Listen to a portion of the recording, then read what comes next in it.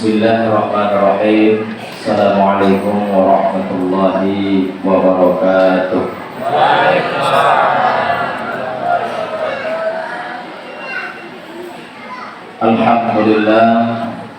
Alhamdulillahilladzi hadana ila shiratal mustaqim.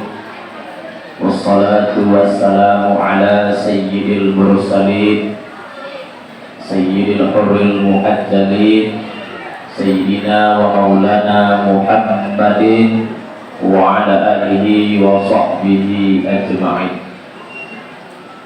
Allahumma salli ala sayyidina Muhammad wa ala ali sayyidina Muhammad. Amma ba'du, qala Allah ta'ala fil Qur'anil Karim wa huwa asdaqul qailin. A'udzu billahi minasy syaithanir rajim. Bismillahirrahmanirrahim. Subhanalladzi asra bi 'abdihi lailan minal masjidil haram ilal masjidil aqsa alladzi barakna hawlahu linuriyahu min ayatina innahu huwas samiul basir. Shadaqallahul 'azim wa shadaqa rasulun nabiyil karim. Wa nahnu ala dzalika minasy syahidin wa syakirin walhamdulillahi rabbil alamin. Bapak-bapak, ibu-ibu, jamaah yang dimuliakan Allah Subhanahu wa taala, yang sama-sama kita hormati, yakni Bapak Camat Penanggalan, juga yang sama-sama kita hormati Bapak Mukim Pemukiman Penanggalan. Begitu juga yang sama-sama kita muliakan dan hormati tentunya Bapak Kepala Kampung Dasar Praja beserta dengan staf dan jajarannya. Yang sama-sama juga kita hormati para pengurus syara, Imam Khotib Bilal, Imam Musalla, Khalid Musalla, juga bapak-bapak haji, ibu-ibu hajah, para alim, para ulama, para ustadz dan ustadzah, hadirin wal hadirat rahimakumullah. Bersyukur kita kehadiran Allah Subhanahu wa taala yang dimana pada malam hari ini dengan berkat kudrat dan iradat Allah Subhanahu wa taala kita dapat berkumpul duduk bersama menjalin silaturahim antara satu dengan yang lainnya di masjid kita ini, yakni Masjid Ad-Darajat. Mudah-mudahan Allah Subhanahu wa taala memberikan kita keistiqomahan dalam bersilaturahim dan dalam beramal ibadah. Begitu juga kita berharap kepada Allah Subhanahu wa taala, mudah-mudahan silaturahim yang kita laksanakan pada malam ini menjadi salah satu sebab turunnya rahmat dan barakah Allah Subhanahu wa taala. Selawat dan salam tak sejemu dan sebosan-bosannya untuk senantiasa kita kirimkan ke pangkuan ruh junjungan kita Nabi besar Muhammad sallallahu alaihi wasallam. Karena atas berkat, jasa dan perjuangan beliau sehingga Islam menyebar luas sampai kepada pelosok-pelosok negeri. Mustahil Islam sampai ke desa kita, mustahil Islam sampai ke dusun-dusun kita jika tidak diutusnya Nabi Muhammad sallallahu alaihi wasallam. Maka nikmat yang paling besar kepada kita sebenarnya adalah nikmat diutusnya Nabi Muhammad sallallahu alaihi wasallam. Bapak Ibu rahimakumullah, bahwa masyarakat Quraisy di kota Mekah sebelum diutusnya Nabi Muhammad sallallahu alaihi wasallam, saya pernah mendengarkan tausiah Allahu yarham Abuya Batu Koro pada waktu itu dalam peringatan acara Maulid Nabi di Desa Bugusuma, 1 tahun menjelang beliau kembali menghadap Allah Subhanahu wa taala.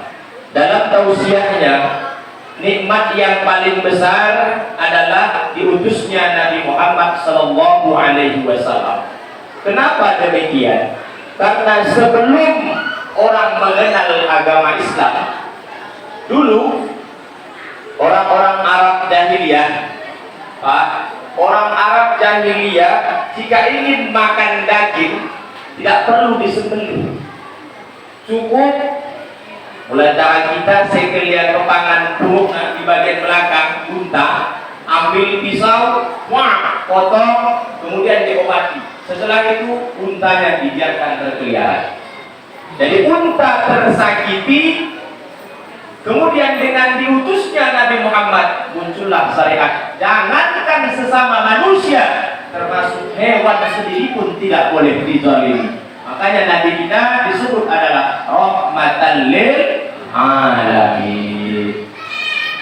Jadi bersyukur kita dengan hadirnya Nabi Muhammad sebagai rahmat bagi sekalian alam, sehingga Islam tersebar mulai dari pelosok dari kota Mekah Al-Mukarramah yang dikenalkan kepada keluarga terdekat beliau, sampailah beliau berpulang ke hadirat Allah Subhanahu wa taala, dan Islam mulai berkembang dari zaman ke zaman sampai pada kita hari ini. Bapak Ibu kaum yang kami yang dimuliakan Allah Subhanahu wa taala, sebelum kita menyampaikan tausiah kita mengenai tentang peringatan Isra dan Mi'rajnya Nabi Muhammad sallallahu alaihi wasallam, alangkah indahnya jika di antara kita saling mengenal terlebih dahulu.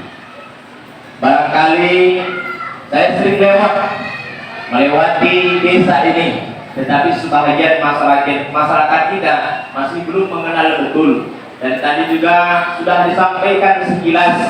Aku orang belajar bahasa Indonesia. Orang belajar bahasa Indonesia, bahasa Indonesia aku udah sedikit kulahkan. Bahasa singkil kita, bahasa pak udah ketuk ngantus bisa. Jadi tahanan udah dipaham Bapak Ibu, toke aku ahli famili keluarga yang lo di desa Enda, ya harap-harap maklum dan beda. Sedang menyampaikan tidak. Jadi kebenaran dan ikuti. Jadi memang baru disampaikan oleh panitia. Jadi gelar oleh putusan. Begitu lahir, mulut, oleh limpur-limpur. Begitu lahir oleh ayah berikan nama Mursid. Oleh paman saya, kalau nama itu Mursid terlalu berat, benar aja sakit, benar Mursid. Kalau pengasuh, maka ditambahi awalnya pakai Ali, karena ayah memiliki gelar dari awal pakai Ali, kemudian disempurnakan di akhirnya dengan P, Ali Mursidi. Boleh dipanggil Ali Pak, boleh dipanggil Mur, asal jangan Sidi. Ya, kalau Sidi pakai kaset, apalagi caranya dari Sidi setengahnya. Mau paham kan? Jadi harus Islam dah, usah Sidi. Tapi Ali boleh, Mur juga boleh. Bang Mur Karyana, Mur Honda, Mur Moto dan sebagainya. Bapak Ibu, marga Tuhan. Bapak saya punya ibu, ya, marga ibunya nenek dari bapak bermarga Banjin. Kabar-kabarnya yang gue daerah kita margana Banjin. Alhamdulillah berarti kita menjadi saudara. Dan Fatih itu sekretaris dia maka Pohan, berarti lo kunjung berarti. Jadi Pohan karena ayah campuran Pohan dan Banjin. Tinggal di desa Surumaru, istri alhamdulillah berdua, anaknya dua kita. Anaknya sudah kotak maksudnya dua itu hebat semua berarti. Bapak Ibu yang dimuliakan Allah Subhanahu wa taala. Jadi mula gelapnya betul-betul jelas. Ali Mursidi Pohon. Kemudian bagian berdomisili di Desa Surubaru. Jadi status insya Allah menikah. Nah, ya sekilas untuk perkenalan. Bapak Ibu pembiakul famili yang dimuliakan Allah Subhanahu wa taala. Pada malam ini kita memperingati Isra dan Mi'rajnya Nabi Muhammad sallallahu alaihi wasallam.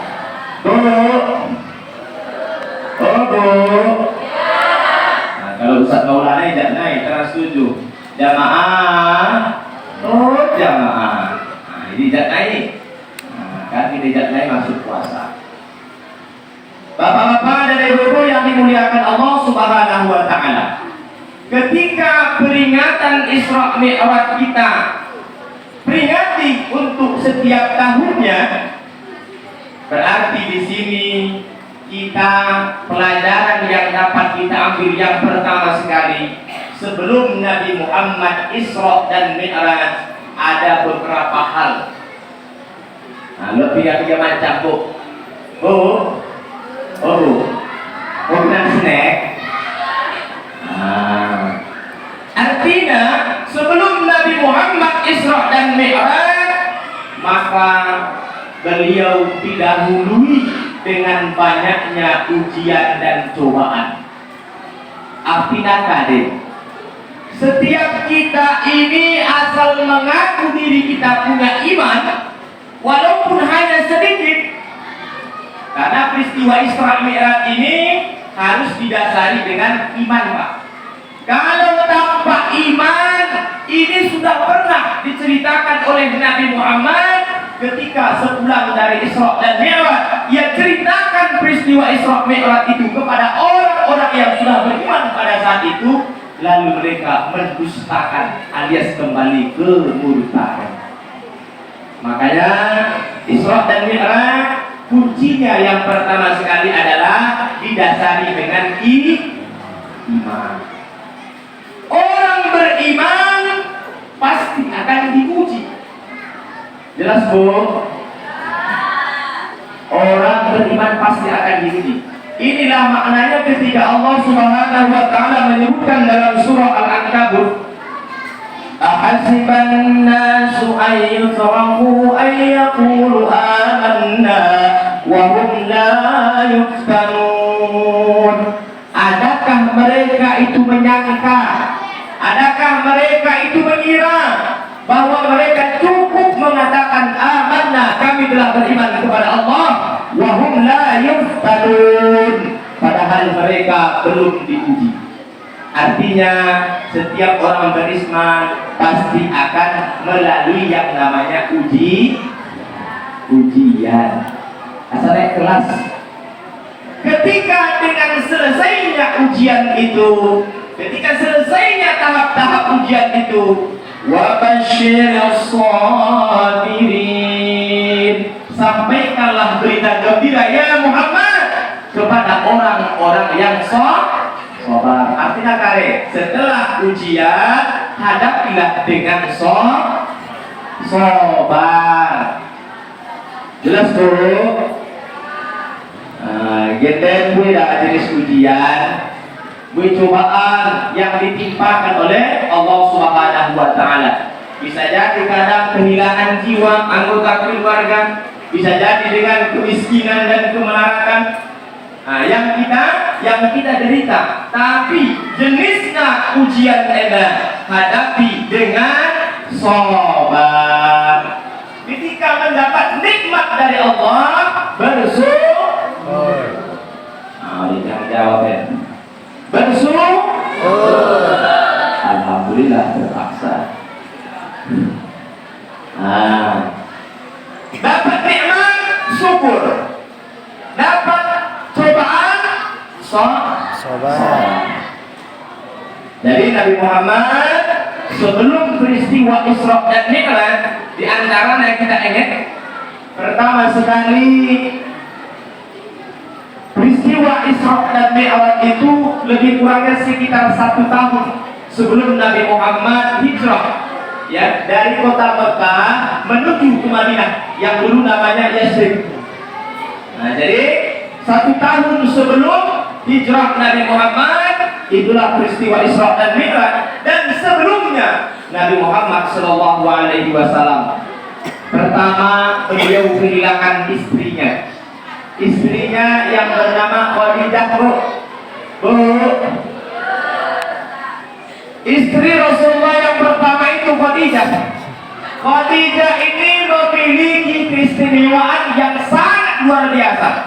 Di antaranya, Bu, bahwa Khadijah adalah sosok wanita yang sangat mampu memberikan kesejukan dan ketenangan kepada suaminya.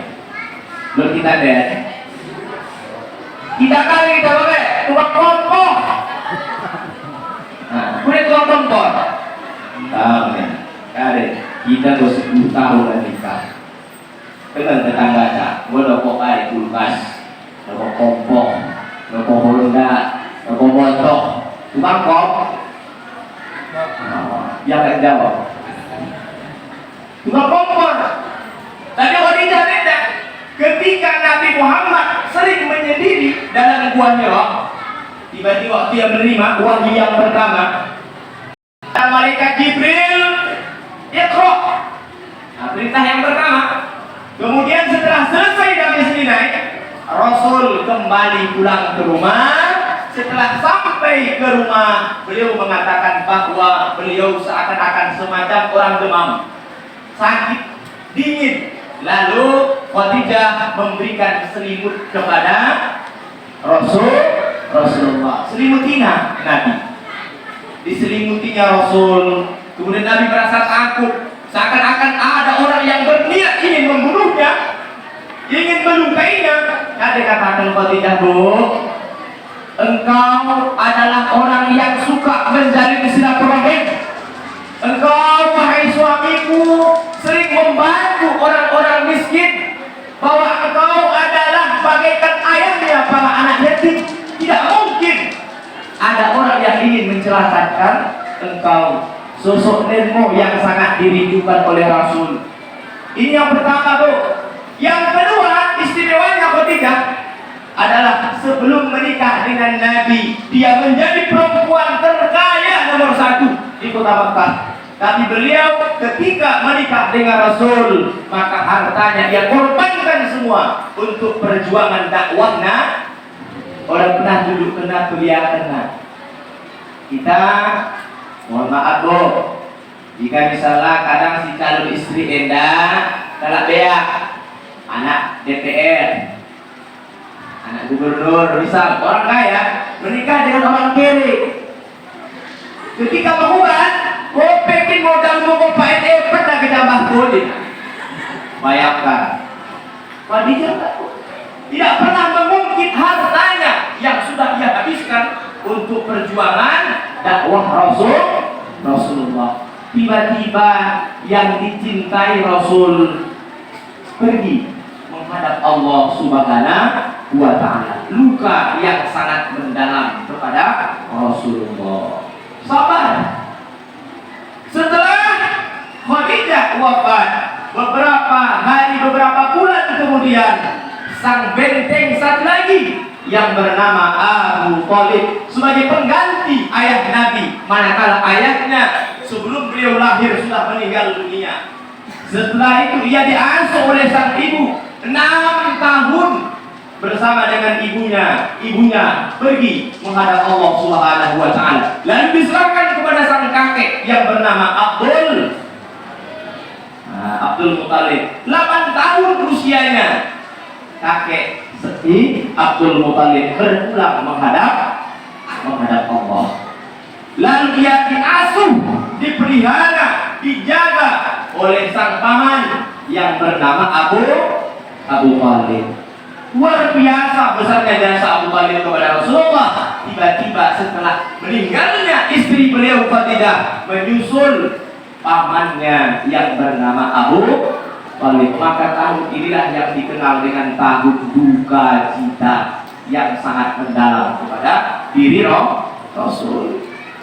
Akhirnya beliau mengajak anak angkatnya untuk berangkat ke negeri Taif karena kaumnya yang berada di Mekah sudah mendustakan, tidak mau mendengarkan dakwah Nabi. Akhirnya beliau mengajak temannya untuk menyampaikan agama Islam ke negeri Taif.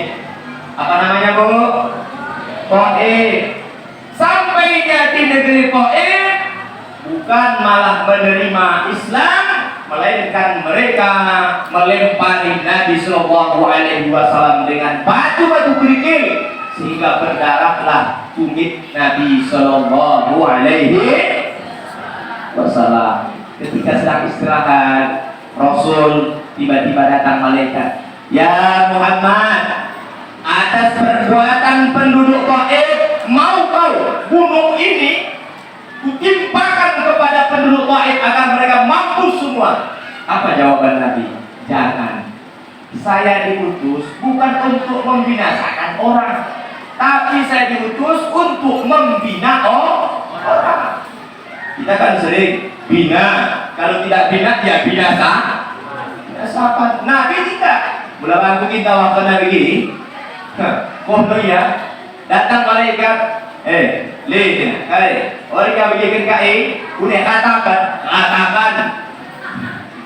Tapi untungnya yang datang ini kepada Rasulullah. Begitulah lembutnya Nabi. Maka itulah yang kita kenal dengan peristiwa Isra dan Mi'raj. Untuk menghibur luka yang mendalam pada diri Rasul, Allah mengundangnya.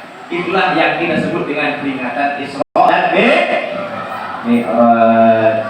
Jelas kok? 22 menit berlalu. Artinya bisa, ini sengaja memang panitia saya kena 2 ayat bagi kata Ustaz Somad supaya 2 jam. Supaya 2 jam. Tapi insya Allah nih mulai kira-kira dulu. Kalau ada yang ngantuk, kita sudahi. Bapak Ibu hadirin wal hadirat yang dimuliakan Allah Subhanahu wa Ta'ala. Kita lanjutkan. Kemudian Nabi Muhammad Sallallahu Alaihi Wasallam dalam peristiwa ini yang kita ambil hikmahnya juga, bahwa yang akan didapatkan beliau dalam peristiwa Isra dan Mi'raj ini adalah satu perintah khusus dari Allah Subhanahu wa Ta'ala, yakni dengan melaksanakan ibadah sholat. Itu istimewa kita. Perbaiki sholatmu, semoga Allah Subhanahu wa Ta'ala memperbaiki diri. Ini kan sholat, Bu. Perbaiki ibadah sholat, karena dengan memperbaiki ibadah sholat akan memperbaiki diri kita. Kata Allah dalam Al-Quran apa? Inna sholata tanha anil fahsya wal munkar. Kalau sholatnya bagus, sholatnya Bu, harus ada ilmunya Bu.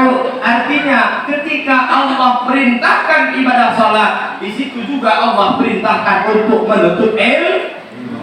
Pelajari apa syarat sholat, apa syarat wajib sholat, apa syarat sah sholat, bagaimana rukun sholat, apa yang membatalkan sholat. Kita praktekkan, kita pelajari. Kalau tidak didasari dengan ilmu, saya khawatir bahwa ibadah ini akan sulit untuk dikerjakan. Saya punya cerita, Bu, kau dengar? Sehingga dia bagikan ceritanya mulai sudah kami suaya suku-suku. Cuma kalau nahan faedahna ilmu yang kita dapat, atau misalnya nahankan yang kita sampaikan, kalau ada manfaatnya silahkan, kalau tidak ada manfaatnya dibuang jauh-jauh. Jadi cerita, Bu, masih fokus? Hari libur masih kan? Jadi cerita Bu, ada satu keluarga suami istri, ya, apa Bu? satu keluarga sudah lama menikah dalam rumah tangganya ini, tapi sang suami tidak pernah sholat. Alasan si suami ini bahwa dia tidak tahu bagaimana cara sholat. Apalagi di menjelang puasa, banyak juga orang yang sholat tapi musiman. Apa musiman? Kadang ada juga musim tarawih. Ada juga sholatnya kapan? 2 kali setahun, Idul Fitri, Idul Adha. Ada juga sekali seminggu, sholat Jumatan. Ada juga sekali seumur hidup disolatkan orang. Parah. Nah, ini parah ini. Paham ya, saya kalau yang suka TikTok, ini parah. Kalau seandainya sekali sholatnya itu pun disolatkan orang. Jadi ceritanya si satu keluarga ini, suaminya tidak tahu sholat, bagaimana cara sholat. Karena istrinya merasa malu si suaminya tidak sholat, akhirnya ia berpesan, "Bang, kalau nikahnya baru 1 bulan 1 tahun, manggilnya abang. Kalau nikahnya udah agak 3 tahun, Pak, manggilnya kalau kami di sana biasanya menyebut dengan panggilan anak tertua. Misal saya misalnya punya anak namanya Hasna, terus orang panggil Bapak si Hasna. Biasa kita kalau anak yang pertama Puka, panggilannya Puka. Kalau udah nikah puluhan tahun, bukan lagi abang, bukan lagi Bapak si Puka, tetapi apa? Si Wah, kalau di daerah kami mungkin berbeda dengan daerah kita, daerah sini. Itu kalau nikahnya udah lama. Ini nikahnya tadi, kita bilang udah lama. Kemudian sang istri menceritakan, saya malu abang bahwa kita sudah lama menikah, tetapi abang tidak melaksanakan sholat. Saya malu dengan tetangga, saya malu dengan ayah dan ibu saya. Terus mau apa? Kata sang suami, aku kan tak tahu, aku tidak bisa untuk melaksanakan sholat. Saya tidak tahu melaksanakan sholat. Lalu sang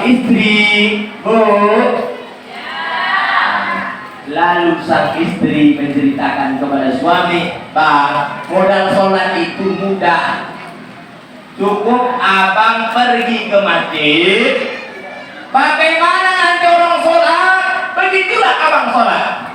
Oh, cuma itunya caranya deh. Wah, mudah. Akhirnya ambil kain sarung, bawa baju, bawa topi, berangkat ke masjid. Rupanya dia duluan datang, langsung berada di belakang imam. Orang dia tidak tahu sholat, langsung belakang imam. Modalnya tadi apa? Coba, modalnya apa tadi? Pesan dari istrinya, bagaimana nanti orang sholat, begitulah abang sholat. Itu modal pertamanya. Mulai. Iqamat pun dikumandangkan.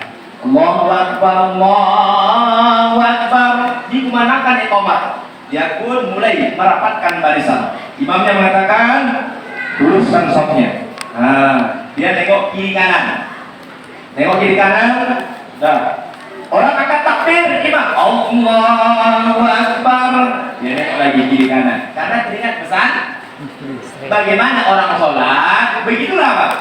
Dia melihat bahwa di sekelilingnya, sebelah kanan dan sebelah kirinya, orang angkat tangan semua, dia pun angkat tangan. Allah. Orang baca iftitah, Allahu Akbar kabira walhamdulillah katsira. Ya perhatikan lagi. Mulut orang membaca